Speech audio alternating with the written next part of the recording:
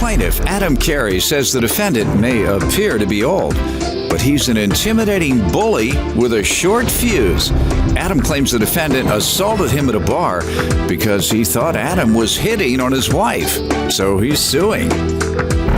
Defendant Jeff Eiding says he's more of a teddy bear than a fighter, and the last thing he wanted to do was get in a scuffle with Adam. Jeff claims he simply hit Adam in self-defense. Start with you. This man may appear to be old, but I know firsthand that he's as strong as a bull. Then why are you talking about him again? Go ahead. He's very intimidating. He's a bit of a bully. He has a short temper, and I think he should have to pay for his actions. You say you heard all this? I don't know him personally. Where have you heard it? From my sister, good friends with him and his wife. What have they seen? I don't know the stories, and that's not my concern. You say you heard it, but now you say you don't. Your Honor, I had it firsthand. Oh, aside from that, I know about that, but you were attempting, it sounded like, to give me a history of his incidents that would reflect badly on him in this case and therefore help your case. Now, have you heard Correct. Stories or not? It's on his court records. All right. Do you want to speak? Is this the sister? No, it's my wife. All right. You want to tell me about those other assault charges? Do you have them? I don't have his record, no. Okay. Where did you get your information? Well, CCAP, Your Honor. What is that? You can go. You have to stand up. State your name.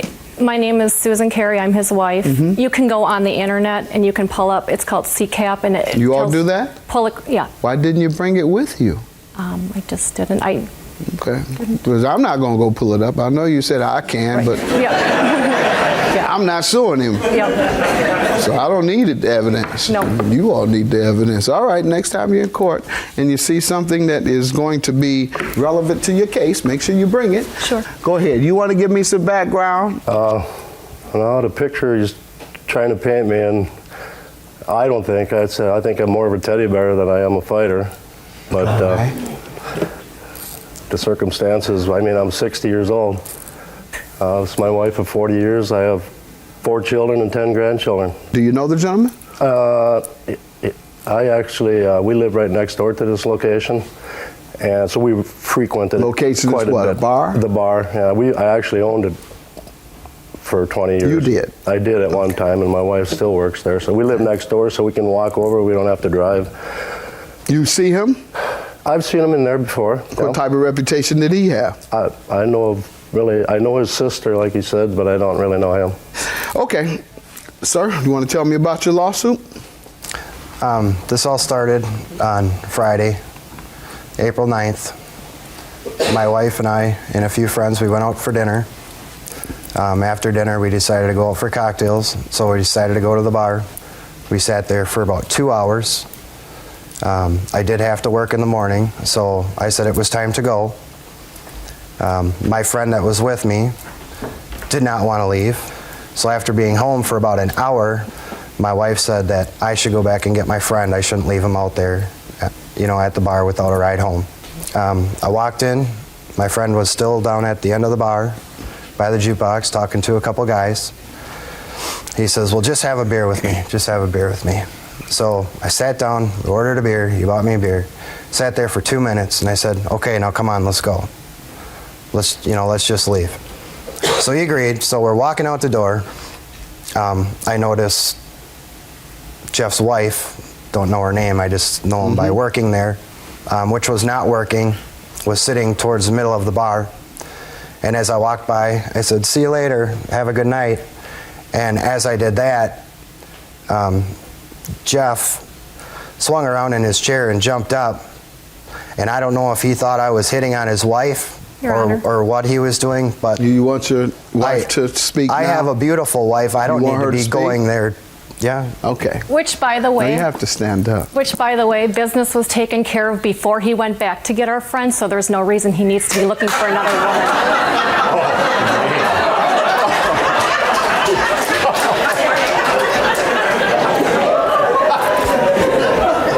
At the bar or at home? At home. So you suspect that he assaulted you on the pretense of you hitting on his wife? Is that what you're getting to, I believe so. sir? The friend he's talking about is the problem. Actually, Adam wasn't causing any trouble. So you hit the wrong person. No, then. no.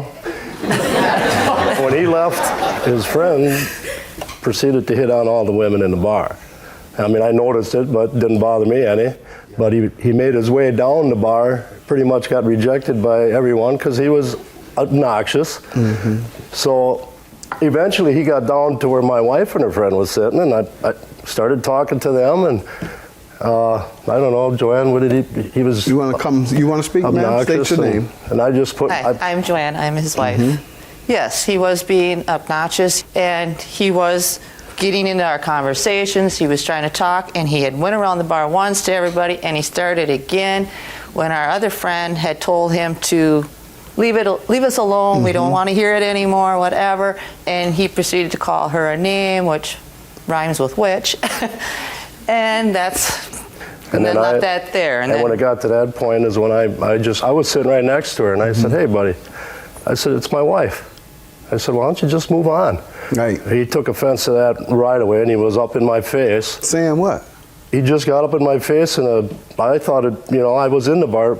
I actually owned that bar for 20 years. You kind of can tell. Right. And I didn't hit him. I knew Adam was there. Man, Adam, like I said, he didn't do anything. And if he would have kept not doing anything, nothing would have happened because I just gave him a shove, his friend.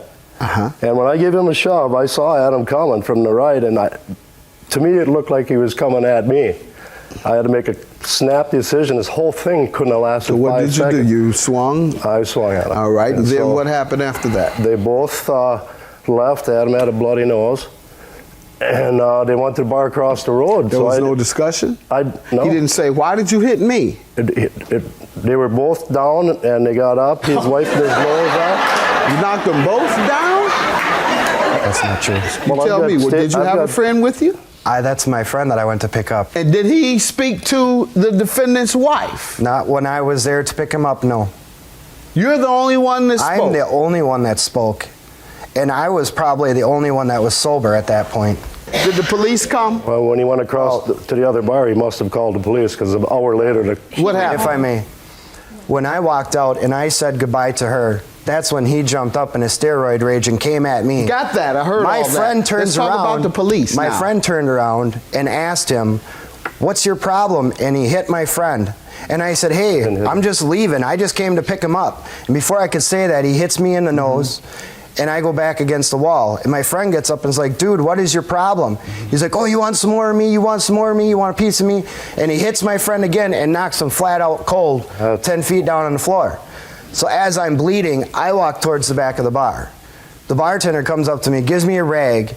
I got the rag just full of blood on my nose. She's, oh, I'm so sorry, I'm so sorry. Why do you think he did all this? I don't know. Okay, why don't you ask him?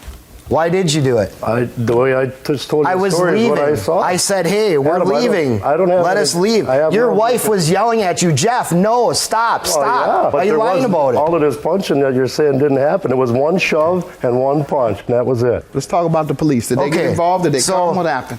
So I leave. I get in my car. I don't know where my friend is at this point, so I left without him. I went back home. I called the sheriff's department. I told them what happened. What'd they do?